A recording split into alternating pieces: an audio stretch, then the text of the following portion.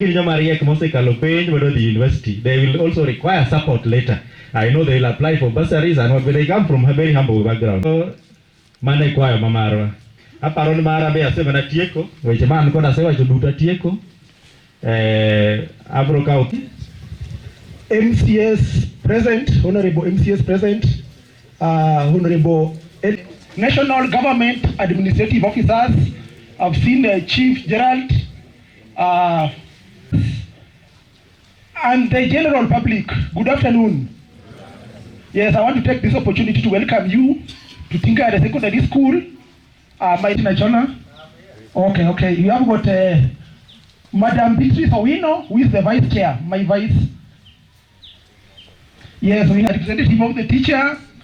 We have got representative of the sponsor, a representative of the County Education Board, and even representative from the community.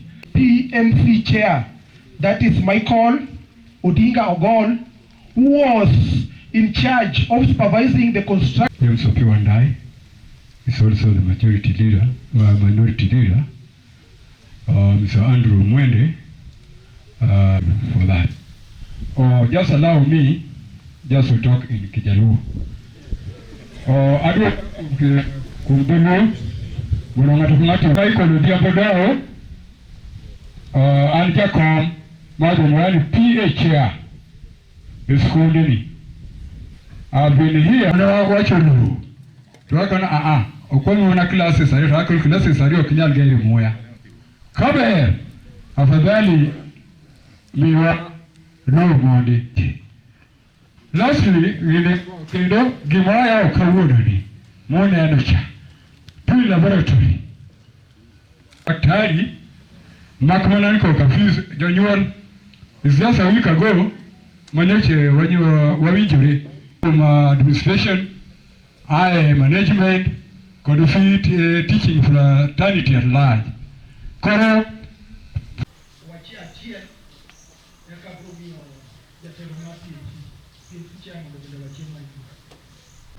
Good afternoon. I'm Opiyo Musa from Fourth House representation.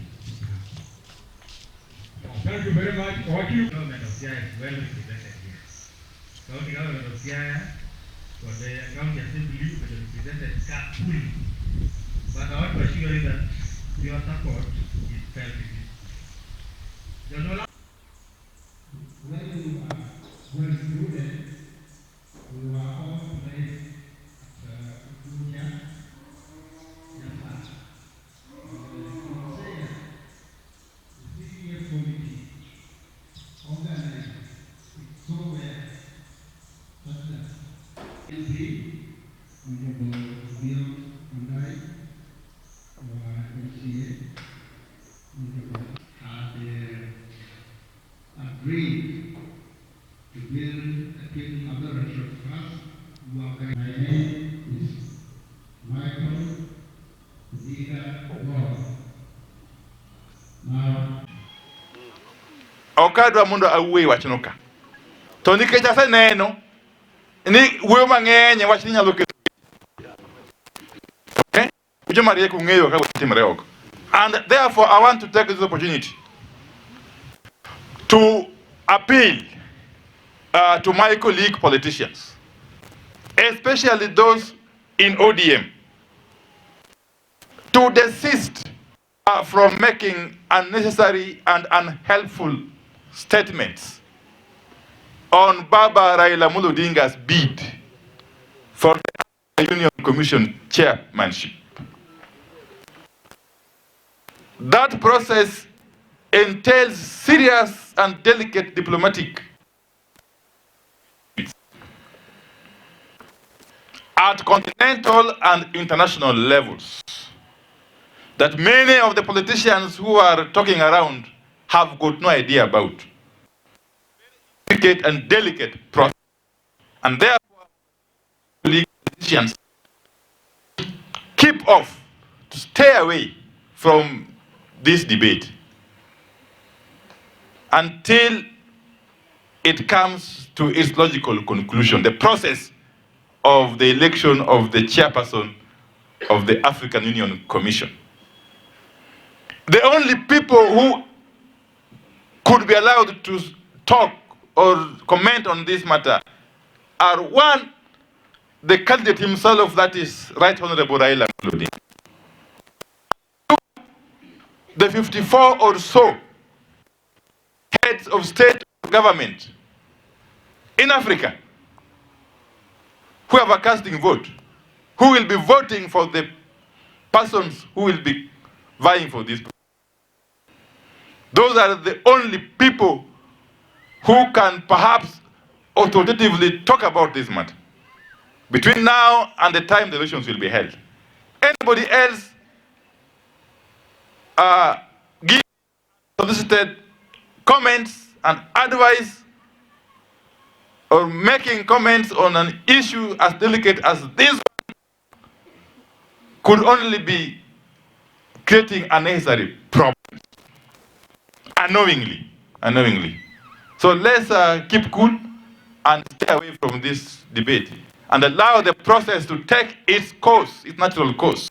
We are confident Baba Raila Odinga knows what he's doing and he has the capacity to pursue it in a manner that befits his status and in a manner that will give us the desired results. This mission to Haiti, the mission that the Kenya government wants to get involved in, of taking our innocent police officers to Haiti, must be looked into. If at all we mean well for our country and its citizens. I saw some protocol being signed in State House yesterday between the Kenyan government and the government of Haiti. First and foremost, as per the recent court order, the recent court judgment, we are yet to meet the basic conditions that were set out by the court in its ruling. First and foremost is the question of reciprocity. It doesn't just call for signing some papers. No, we must prove that in Haiti, the Haitian law has got similar provisions as the Kenyan law insofar as the participation of Kenyan police officers outside the country. But more critically, as we speak, there is no legitimate government in Haiti. So whoever came here calling himself a prime minister of Haiti is not legitimate holder of that office. And therefore, the Haitian government, as we speak, has got no capacity, legal capacity, to enter into any contractual obligation with any other country, either bilaterally or multilaterally. And you could see, as the gentleman was signing some papers in State House in Nairobi, the Haitian militia were warning him not to go back. Which prime minister can be told not to go back to his country? By militia. They told him, don't dare leave Kenya to come back to Haiti after signing those papers with Ruto. Can you imagine? These are not just jokers. These are serious militia. Because about a year ago, they killed the president in State House. They went to State House in Haiti and killed a sitting president. They are now sending a warning to the person calling himself the prime minister not to go back to Haiti. Now, if they can declare their own prime minister in quote, persona non grata, what of our helpless police officers who will be living here in their thousands to go to Haiti? A country that doesn't even speak English. They don't speak English, by the way. They are not about Kiswahili. So how will these children of ours survive in Haiti? How? What is it that is driving the Kenyan government to insist on taking these police officers to Haiti? What is it? Is it pressure from outside? Or is it mere pursuit of money? is it.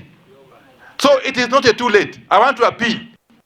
I want to appeal to Honorable William Ruto to rethink this decision, to review this decision, and indeed to resign this decision.